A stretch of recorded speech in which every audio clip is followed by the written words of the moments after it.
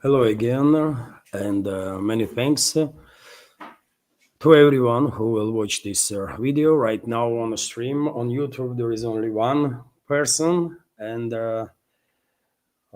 four now, and on Rumble probably also a few.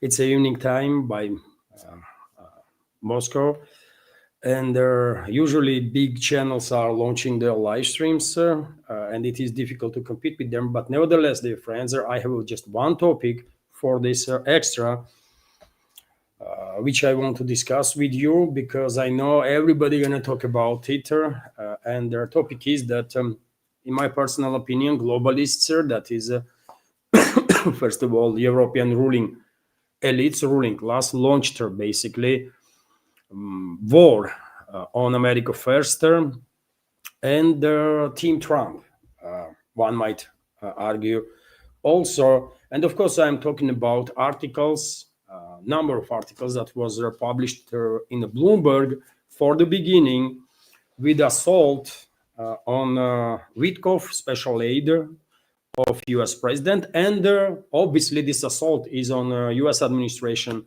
in general. And well, I will go through these topics, what is known for now, and let's decide together then what is really going on. Already Western globalist controlled Western media is going insane, right? Almost openly demanding Witkoff's resignation. They're gonna come up in upcoming days with more and more stuff, something it will be a mix of truth and deception, right? True and lie, to create, to paint a picture that US actually is run by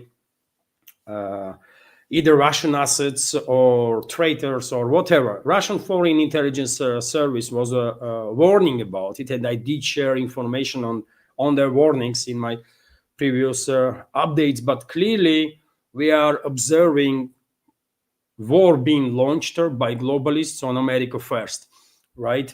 And in this war, by the way, I'm going to take side of America first because, my take, globalists, in my personal opinion, and that is a European ruling class, these generational families that robbed this world for last 3 to 5 centuries, is an existential threat for whole of humanity. So no matter who globalists are confronting, I'm going to be against the globalists. Always, even though I personally despise Trump, Witkoff, and his team, because I think they betrayed America first, people that had so much hope in them, right? But nevertheless, that's a whole different topic. Let's go through some news now, and I want to end this live stream before 6 o'clock or 6 p.m. Moscow time, because Duran gonna launch a stream. So before that, probably I'll be finished with this short live stream. So first, let me share with you a report from RBK News Agency with response of Ushakov, aide of Russian president, on the publication of the transcript of the conversation of his with Witkoff, and also his conversation with another aide of Russian president, Kirill Dmitriev. And we will go through those articles too, by the way. But first, let me share with you this report. So Russia does not leak information about confidential conversations. Others do. So in order to worsen bilateral relations, Russian presidential aide Yuri Ushakov told journalist Pavel Zarubin. So Ushakov basically said that we are not leaking nothing, but others do. He is hinting clearly on globalists, on European so-called elites. London, first of all, even though he did not mention any of it, but of course it's London and the globalists.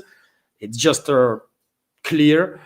This is how he responded to request to comment on the company's publication. That is Bloomberg's publication. Earlier, Bloomberg released a transcript of his phone call with U.S. Special Presidential Envoy Steve Witkoff. The journalist asked her if the transcript was fake. And we have quote here: "I speak with Witkoff quite often, but I don't comment on the substance of our conversations. They are confidential. No one should comment," he said. when asked where the media got this information, the presidential aide replied, "I don't know. Some people are leaking it, some are listening, but not us." Zarubin also asked her, for what purpose such information was being made public, and Ushakov answered, "To hinder us.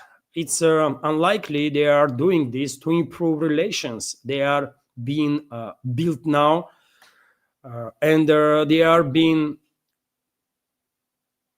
built with difficulties, built through these kinds of contacts." He's talking about that relations between Moscow and Washington is being rebuilt there. I guess this is mechanical translation. Sometimes it does crazy stuff. But he is basically talking about contacts between Moscow and Washington that is being rebuilt little by little, step by step. It's a difficult process, but nevertheless, something is happening in this direction, and there are forces that want to derail this process, obviously, and we know what these forces are. It's a globalist, right? And global European elites and their allies in the US. And unfortunately, they have quite a lot of allies in the US. Democrats, also assets of the globalists in our House of Comment, in the Senate, among neocons, basically, also in our intelligence community and the media. Nothing to be said about deep state in general. Bloomberg previously published 2 transcripts of conversations without citing a source. The first, from October 14th, was between Witkoff and Ushakov, and the second, from October 29th, was between Russian presidential special envoy Kirill Dmitriev and Ushakov. Also, obviously, if this report, if Bloomberg actually received their tapes of a phone conversation of a Russian and American high-ranking officials, obviously this is a significant security breach, and both Moscow and Washington should pay close attention to it, who did it, how they did it, right? And definitely some countermeasures have to be taken because this is a matter of national security, obviously.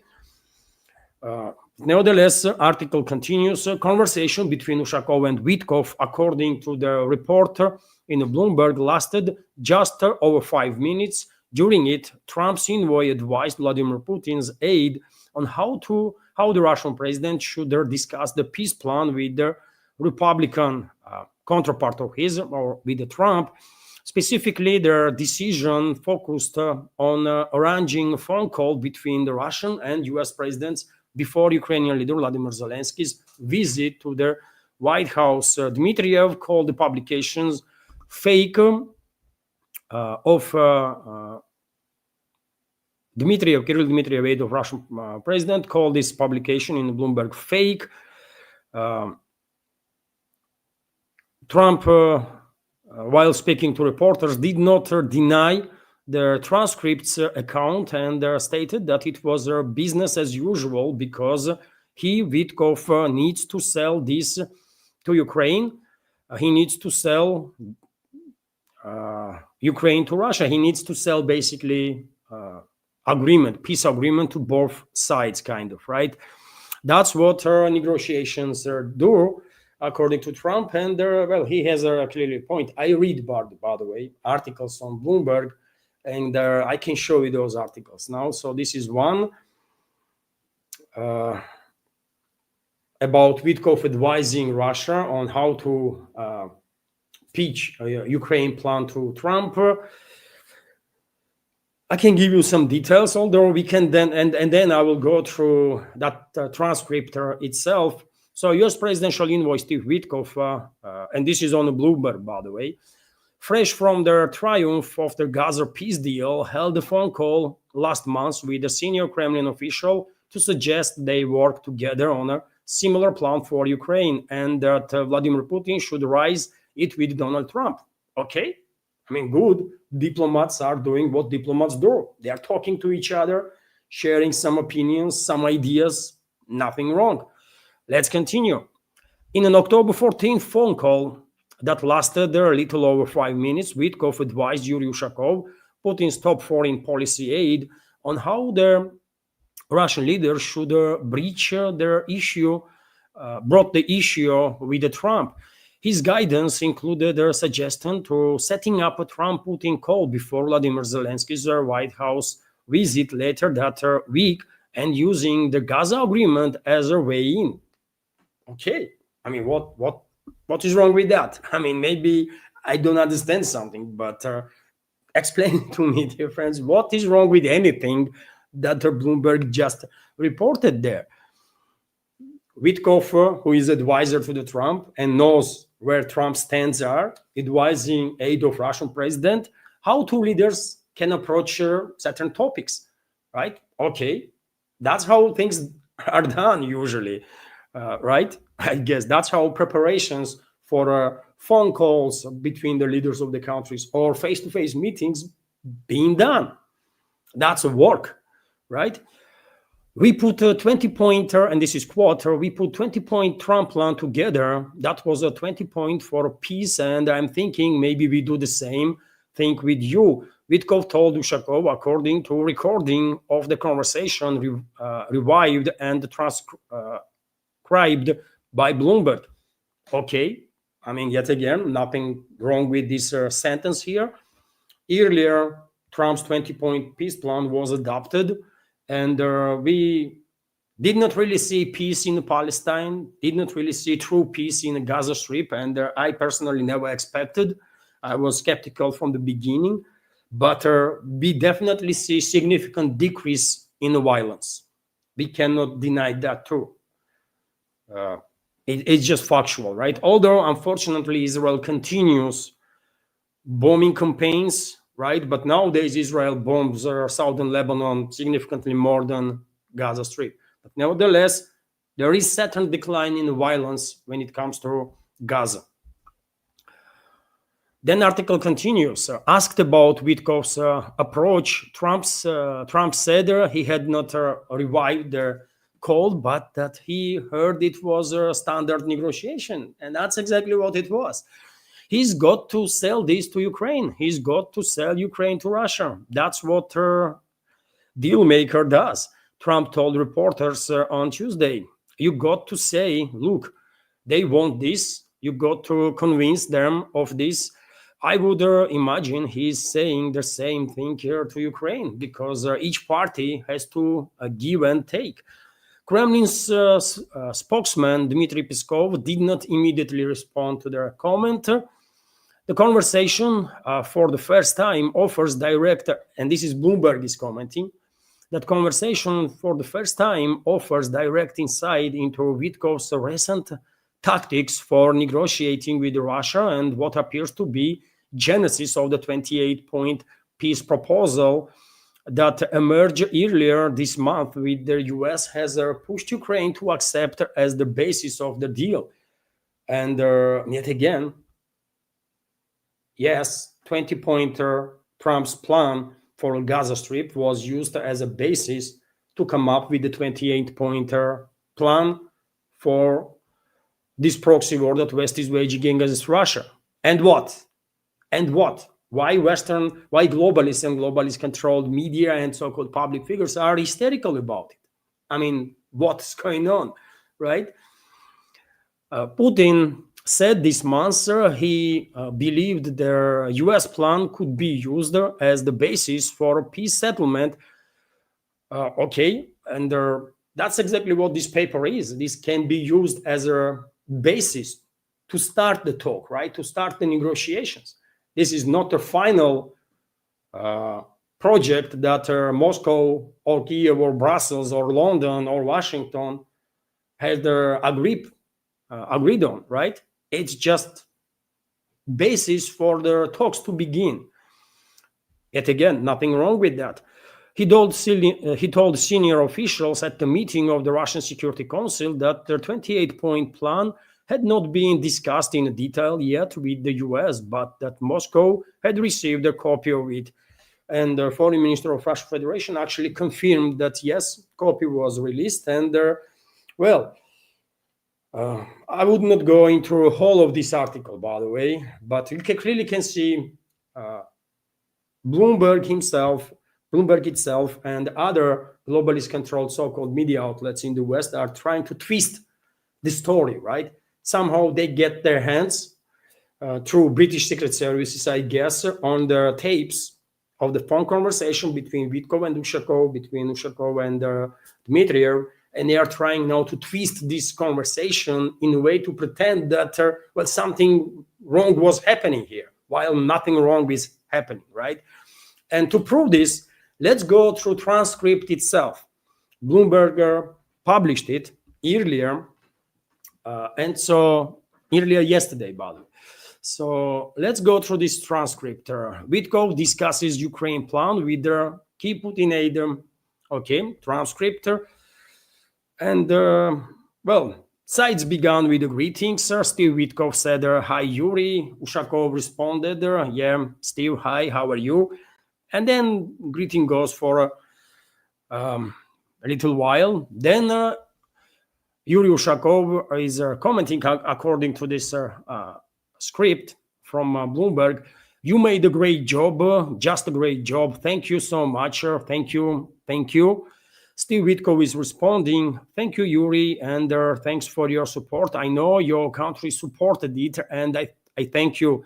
They are discussing Trump's 20-point peace plan that for that moment was kind of implemented already. Yuri Ushakov is saying, yes, you know, that's why we suspended the organization of First Russia-Arabic Summit. Witkoff is answering yes, and well, if true, we are now receiving information that Russia Arabic Summit was suspended to somehow not to distract, let's say, Washington from implementing this 20-point peace plan. Some might say, well, this is bad. Some might say this is good. But at least that's the information that we are receiving now. Steve Witkoff replied yes, that they know in Washington about suspension of this summit. Yuri Ushakov then said yes, because we think that you are making the real job there in the region. Okay, we can argue about or we can agree or disagree with Ushakov, but yeah, that's what he said.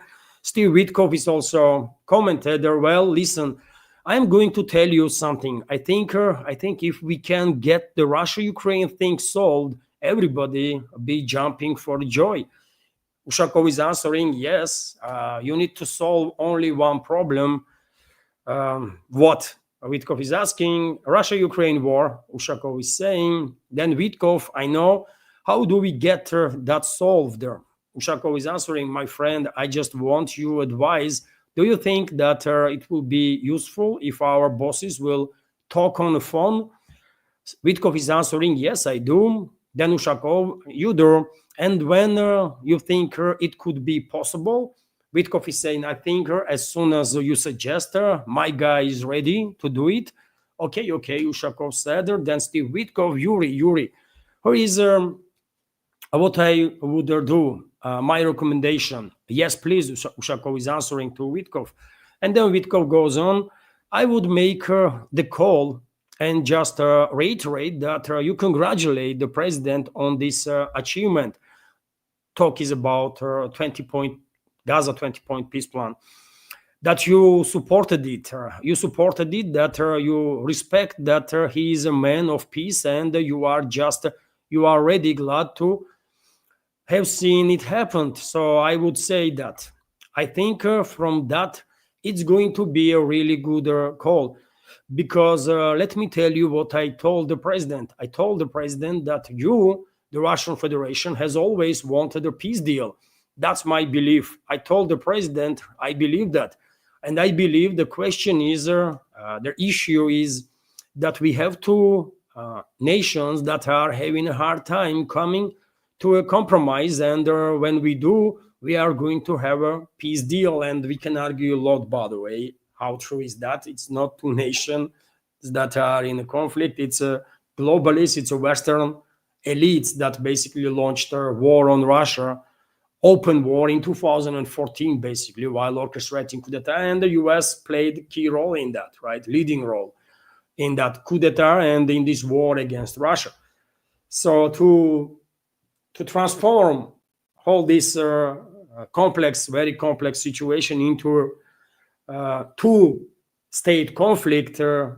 It's a downgrade of the situation, but nevertheless, I guess that's the way diplomats talk. They are not always, or not maybe even ever, actually honest, fully honest, or at least not in quasi-official talks. Anyways, let me continue here. I am even thinking that maybe we set out like a 20-point peace proposal, just like we did in Gaza. We put our 20-point Trump plan together. That was a 20 points for peace. And I'm thinking maybe we do the same thing with you. My point is this. Then Ushakov is answering, okay, my friend, I think that very point our leaders could discuss. Hey, Steve, I agree with you that he will congratulate. He will say that Mr. Trump is a real peaceman, and so on. Basically, they are discussing preparations of the phone call between Trump and Putin, and they are advising each other how they can set up their conversation of the two presidents in a way that it will be a success story, because that's what their task is, to make sure that their leaders are successful, right, in the phone, and they have successful phone conversations, meetings, and so on and so on. It's just normal work, nothing extraordinary, really. Steve Witkoff then continues, but here is what I think would be amazing. Ushakov is saying, okay. Then Witkoff, what if, hear me out. Then Ushakov, I will discuss that with my boss, and then I come back to you, okay? Okay, in a moment, this transcript from Bloomberg seems like it's not full transcript, because I'm translating this stuff in Russian, right? And I find it difficult to understand in which kind of Russian Ushakov is talking, right? Probably he was talking in Russian, and then this Russian was translated for Witkoff into English, right? But nevertheless, I mean, at points, it does looks like this is kind of a compilation of the conversations. But nevertheless, let's continue with what Bloomberg published as a full piece of conversation. So Steve Witkoff then said, yeah, because listen to what I'm saying. I just want you to say, maybe just to say this to President Putin, because, I have the deepest respect for the President Putin. Ushakov said, yes. I mean, someone gonna attack Witkoff now. How he had any respect for Putin? He's an enemy of the West and this and that. Come on, man. First of all, Putin is a well-respected politician worldwide. Just because some idiots and morons in Europe think they are any better than Putin, does not mean that the whole world thinks that way. Putin is basically only heavyweight politician right now on geopolitical scale. I mean, literally only heavyweight politician. There is no other one in the same weight category. After Putin, Xi Jinping, yes, is there, and only because China is an economical monster, right? Putin is a heavyweight champion because of his achievements, right? Political achievements, geopolitical achievements, inside the country and outside the country. Chinese leader is a heavyweight also, but mainly because of Chinese economical weight. Because Xi Jinping did really achieve much. He has achievements, by the way. I can count like dozens, but not on the scale that Putin is. So therefore, I will say Putin is a heavyweight champion. Xi Jinping is like second, right? And I will say in a second place, I will see Indian Prime Minister, for example, Modi. He's doing quite interesting policies, but nevertheless, I divert. Anyways, Witkoff might be attacked for this, that he has deep respect for Putin, but only by morons, by the way, right? You might like Putin, or dislike, you might understand his policies or don't, but I mean, you cannot ignore that he is a legendary leader, by the way, of modern times. It's just factual, right? He is a part of history, period. Anyways, let's continue. Ushakov is answering, yes, yes. Then Witkoff continues. Maybe he says to President Trump, you know, Steve and Yuri discussed a very similar 20-point plan to peace, and that could be something that we think might move the needle a little bit. We are open to those sort of things, to explore what is going on, to to get the peace deal done. Now, me too, you, I know what is going to take to get a peace deal done. Donetsk and maybe land swap somewhere, but I'm saying instead of talking like that, let's talk more hopefully, because I think we are going to get to deal here. And I think Yuri, the president will give me a lot of space and discretion to get to the deal. Witkoff is telling to Ushakov. Then Ushakov is answering, I see. And Witkoff continues, so if we can create that opportunity, that after this I talked to Yuri and we had a conversation, I think that could lead to big stuff. And Ushakov is saying, okay, that sounds good. Then Witkoff again, and here is one more thing. Zelensky is coming to White House on Friday. Ushakov says, I know that. Then Witkoff, I will go to that meeting because they want me there. But I think, if possible, we have the call with your boss before that Friday meeting. Ushakov said, before? Yeah. And Witkoff confirmed, correct. Ushakov said, okay, I got your advice. So I discussed that with my boss, and then I come back to you, okay?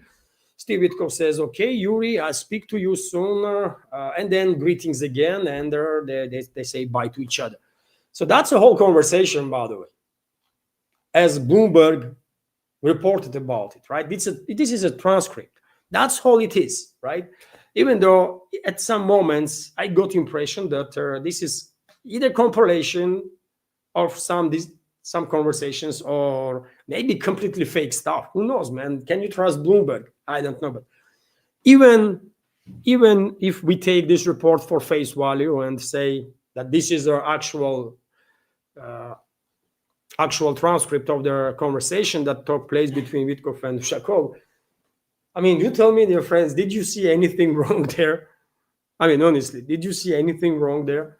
Two diplomats are talking about organizing phone conversation between their bosses, and they are discussing ways how they can get closer to potential peace deal that will be acceptable for all, right?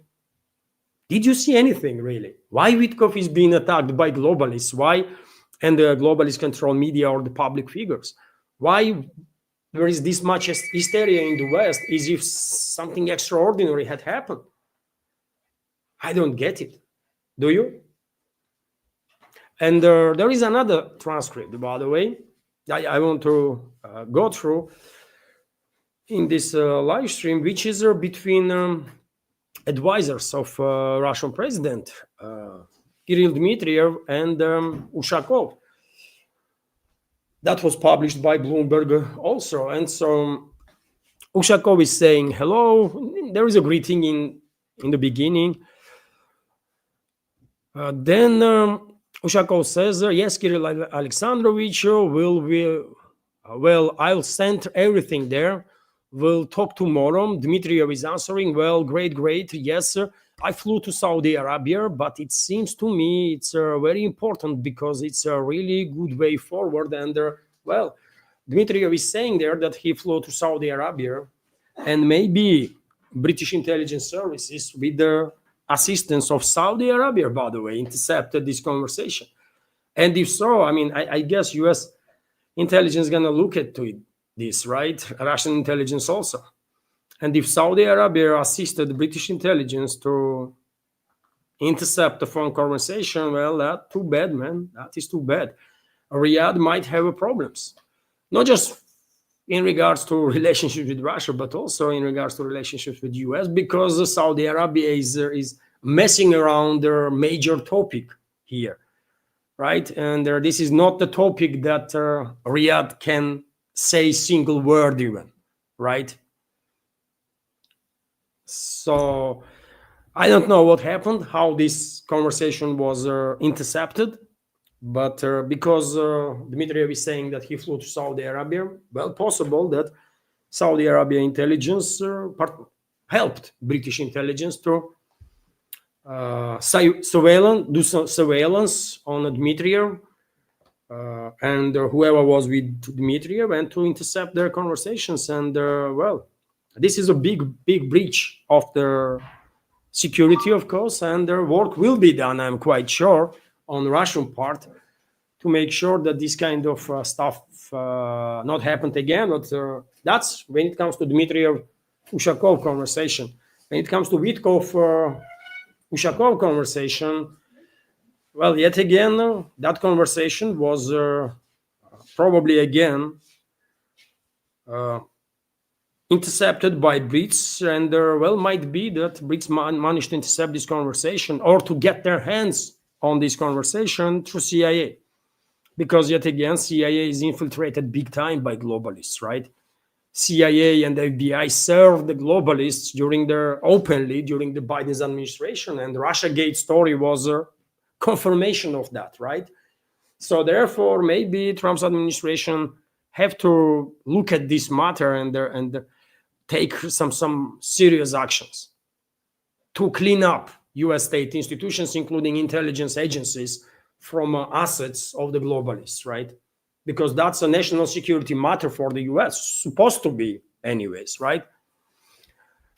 To continue this report about conversation between Dmitriev and Ushakov.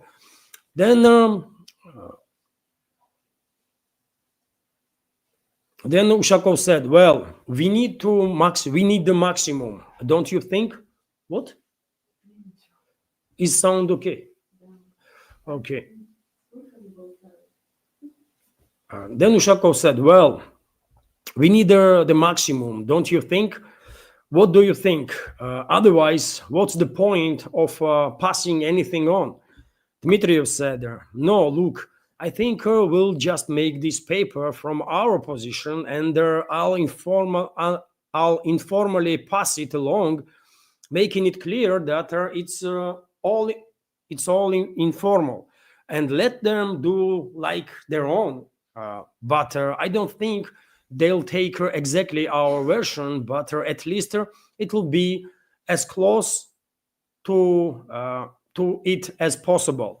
And this part of conversation was taken by the globalists and globalist controlled media as a confirmation that, U.S. administration come up with Russian proposals and make it seem to be American proposal, which is lie, by the way. Even in this conversation, Dmitriev himself is saying that, well, they might say this is our plan, but this is highly unlikely because they will make some changes inside it, right? At least we will give them something to work with, right? And we did not see original list of these points, right? That Russia allegedly transferred through Dmitriev unofficially to American side. We don't know. Maybe that paper is completely different. Maybe American side change every single point or make adjustment to every single point, or maybe they change like 5 points, 7 points. We just don't know. We don't know, right? But even though we don't know, no one knows, with the exception of few people that actually wrote and read the paper, original paper. Western so-called media, globalists and globalist-controlled so-called public figures, politicians are in full meltdown. That, look, man, it's Russians that give Trump this 28-point plan, while no one is checking them, by the way. No one is challenging them while asking simple questions. Do you think Russia would propose their frozen assets to be stolen by the West? I mean, do you really think so? Do you think, and that is in that 28-point plan that Trump come up with? Why no one asking these hysterical Western elites, do you think Russia proposed to freeze the line of contact in Kherson and Zaporozhye region? Do you really think that someone would, in a straight mind, write anything like that and will go to jail for that? Because it's based on Russian law, by the way, Russian legislation. You cannot propose, you cannot advocate, you cannot do nothing to somehow promote idea of secession of any territory, even a single square centimeter from Russian Federation. It's illegal. You're gonna go to freaking jail for that. So why no one is telling those psychos in the Western elites that you cannot be serious while being this hysterical, that somebody in Russia actually come up with this idea that parts of Zaporozhye and Kherson region suddenly not going to be part of Russia? No, man, impossible. Literally impossible, right? Then there is another point on nuclear power plant. That's for whatever reason, Russia have to give 50% of Zaporozhye nuclear power plant's electricity, generated electricity, to Kyiv regime. What for? How anybody here in Russia would ever come up with such a nonsense, man? I mean, come on, man, seriously? And what about Russian troops withdrawing from Dnipropetrovsk, Kharkov, Chernigov, and there are other regions that are liberated now? Do you think anybody from Russian side will ever propose such a thing, withdrawal of our forces, while to liberate these territories, hundreds, potentially thousands of our troops were wounded and killed? No, man, impossible, right? What about, and that is a part of that 28-point Trump plan. What about this idea that Kyiv regime should maintain or should have like 600,000 troops? Do you think anybody here in Russia would come up with such an idea? While one of the main goals of special military operation is demilitarization of Kyiv regime. And then you think Moscow will say, you know what, no more than 600,000 troops for you. I mean, seriously? In Europe, no one country has 600,000 troops. Much richer countries, much capable countries, economically at least, than Ukraine. France does not have 600,000 troops. UK does not have. Germany does not have. No one has, by the way. In NATO, only two countries that have this number of troops. And a little more. That is Turkey and the US. That's all. So there is so much nonsense in that Trump's 28-point plan that someone to say that this is a Russian ideas, it's just not even laughing, by the way. It's sad. To whom they are selling this nonsense, man, this garbage.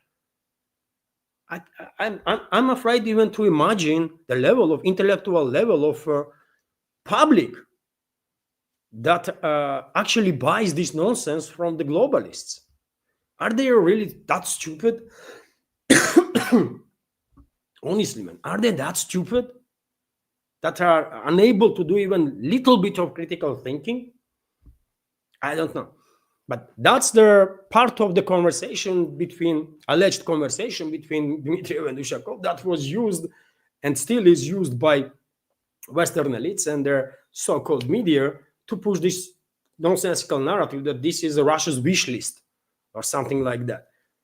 It's nothing in that Trump's plan that is in Russia's interests. Nothing, right? Some might argue, well, at least in that agreement, there is points to lift sanctions on Russia. I mean, really? No thanks, man. From 28 point, you find something that, well, says, well, they're going to be partial lift of sanctions. Not even complete, but partial lift on sanctions. I mean, come on, man. Are we serious now? Anyways, to continue, dear friends, Ushakov then said, well, that's exactly the point. They might not take any say that it was agreed with us. That's what I'm afraid of. During the conversation, allegedly, Ushakov said, you know what, that's exactly the point. They will change it all, man. We can give them 20 point or 25 point or 30 or 50. They will freaking change it, everything there. And then they might say, you know what, we had agreed this plan with the Russians. So we don't want to end up in such situation, Ushakov is saying. Then Dmitri answers, no, I'll say it exactly as you say it, word for word. Ushakov then answering, they might twist it later. That's all. There is that risk. There is, well, all right, never mind. We'll see. Then Dmitri is answering, yeah, it seems to me you can talk late. You can talk later with Steve about this paper. We'll do everything correctly, neatly, whatever that neatly means, if translation is correct. But this is Bloomberg, isn't it? There is no translation. It's English. Ushakov said something is unclear then, and Dmitriev said in the end, thank you so much, Yuri Viktorovich. Thank you so much. Thank you. Goodbye. That's all. That's all, man. So I give you these transcripts of Ushakov-Dmitriev conversation. I share with you transcript of Ushakov-Witkoff conversation. Did you see anything extraordinary there, really? I can find a number of topics that I can criticize them, right? Especially when Witkoff was characterizing conflict, or Witkoff and Ushakov were exchanging opinion about the conflict, right? I would use different words, obviously, but it's not what I would do, man. I am just a citizen here, citizen journalist, right? Who cares what I would do, man? What matters is what actual decision makers are doing. And in this particular case, I see nothing extraordinary in either a conversation between Ushakov and Witkoff, or in a conversation between Dmitriev and Ushakov. Major question I have, major question is how this level of breach of security was allowed to happen. That's the most important question I have right now, you know.